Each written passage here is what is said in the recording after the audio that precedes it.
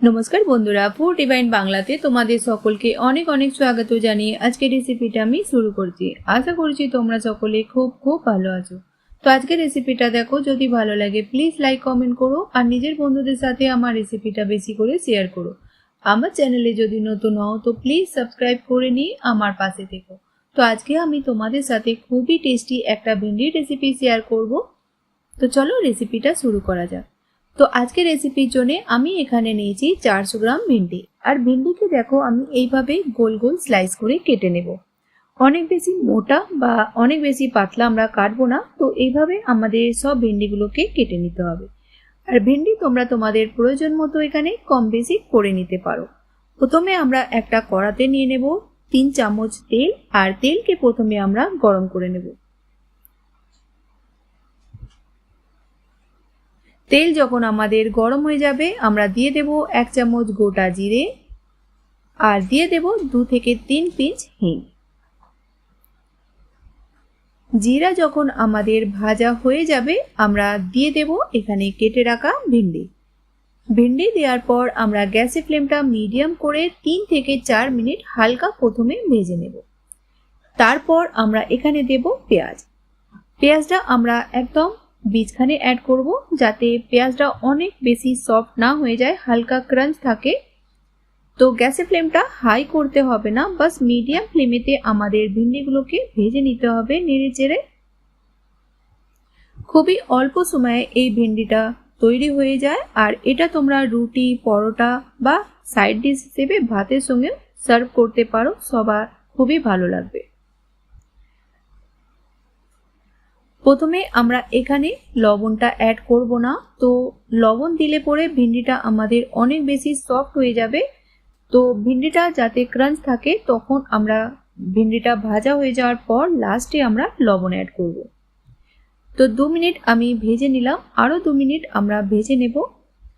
আর এখানে দেখো দুটো মিডিয়াম সাইজের পেঁয়াজকে স্লাইস করে কেটে নিয়েছি, তারপর সব কলিগুলোকে আলাদা করে নিয়েছি, বাস হাতে করে হালকা ক্রাশ করে নিয়েছি। 4 মিনিট আমি ভিন্ডিগুলোকে ভেজে নিলাম, দেখতেই পাচ্ছ হালকা বাস কালার চেঞ্জ হয়ে গেছে। তো দিয়ে দিলাম এখানে কেটে রাখা দুটো মিডিয়াম সাইজের পেঁয়াজ আর 4টে কাঁচা লঙ্কা বীজখান থেকে চিরা লাগিয়ে। 2 মিনিট প্রথমে আমরা মিডিয়াম ফ্লেমেতে খুলে ভিন্ডি পেঁয়াজকে ভেজে নেব, তারপর আমরা 3-4 মিনিটের জন্য ঢাকা দিয়ে ভিন্ডিটাকে হতে দেব। তো 2 মিনিট আমি ভেজে নিলাম পেঁয়াজ দেওয়ার পর, দেখতেই পাচ্ছ হালকা বাস কালার চেঞ্জ হয়ে গেছে পেঁয়াজের। তো এবার আমরা দিয়ে দেব এখানে ড্রাই মশলা। তো গ্যাসের ফ্লেমটা একদম আমরা লোতে রাখবো আর দেব এখানে 1/3 চামচ হলুদ গুঁড়ো, 1 চামচ দেব এখানে কাশ্মীরি রেড চিলি পাউডার। এটা ঝাল নয় কিন্তু এতে কালারটা খুবই ভালো আসবে ভিন্ডির। দেব এখানে 1/2 চামচ 1 চামচ দিলাম ধনিয়া পাউডার আর দেব 1/2 চামচ জিরা পাউডার। মশলা দেওয়ার পর আমরা 1 মিনিট আরো ভেজে নেব।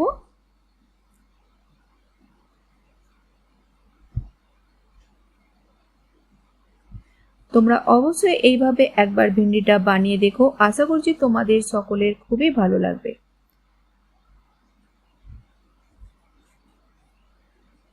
তো মশলা দেওয়ার পর আমি 1 মিনিট ভেজে নিলাম। এবার দিয়ে দেব স্বাদ মতো লবণ। লবণ দেওয়ার পর আমরা ভালো করে আরো একবার মিক্স করব আর গ্যাসের ফ্লেমটা একদম আমরা লো করে দেব আর ঢাকা দিয়ে দেব 3 থেকে 4 মিনিটের জন্য। ততক্ষণে ভিন্ডি আমাদের ভালোভাবে ভাজাও হয়ে যাবে আর সফট হয়ে যাবে।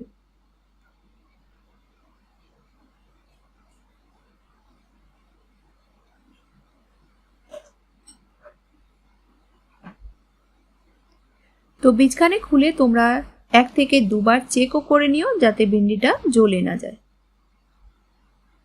4 মিনিট পর ভিন্ডি আমাদের ভালোভাবে সফট হয়ে গেছে।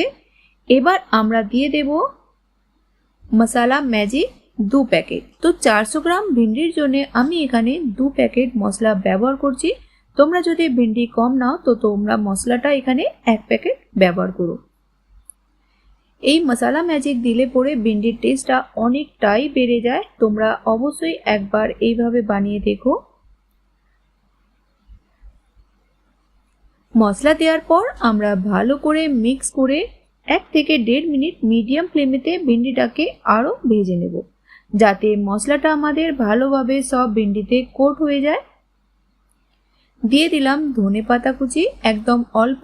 আর ধনেপাতা কুচি দেওয়াটা একদমই অপশনাল, যদি তোমাদের হাতের কাছে থাকে বা তোমাদের যদি পছন্দ হয় তো দিও, নালে স্কিপ করতে পারো। তো দেখো মশলা দেওয়ার পর আমি ভালো করে মিক্স করে নিলাম। তো গ্যাসের ফ্লেমটা মিডিয়াম করে 1-1.5 মিনিট ভেজে নেব। তো 2 মিনিট পর আমি গ্যাসের ফ্লেমটা বন্ধ করে দিলাম। আমাদের খুবই টেস্টি ভিন্ডি তৈরি হয়ে গেল। আমরা এটাকে সার্ভ করে নেব একটা প্লেটেতে।